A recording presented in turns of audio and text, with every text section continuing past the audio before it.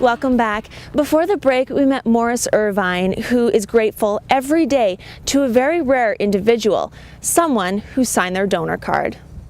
Well, I don't really know what went on for about 4 days. Like, it was 4 days I lost in my life that I'll never have back.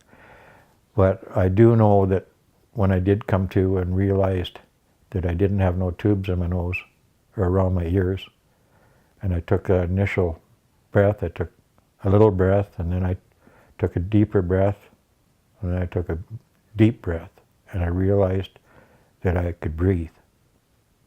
And it was my own, just like it was easy. It wasn't like you weren't wheezing or nothing. It was so much easier to breathe. And it's unbelievable. It's hard to explain how you can go from one thing from not being able to breathe to breathing. It's amazing. It's the greatest thing that ever happened to me anyway.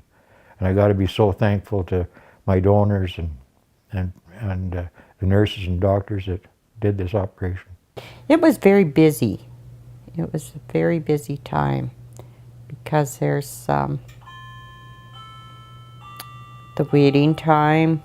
It was a 13-hour operation, so we had to wait around and watch other people come and go out of the ICU and, you know, just sit there and worry and wait. And 4 days waiting around the ICU.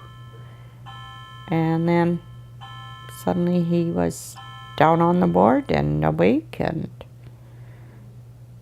moving, and things were better. Was there ever a doubt for you, Morris? Did it ever cross your mind that maybe this wasn't going to work out, or maybe you just wanted to give up? Not after my operation, no. Before I had to struggle because they were forcing me to take and do stuff on oxygen that was very hard. And I kind of got depressed or whatever. But I had my wife beside me that got me going or whatever. But after my operation, no, I made up my mind that I was going to get up and get going, and that's what I accomplished.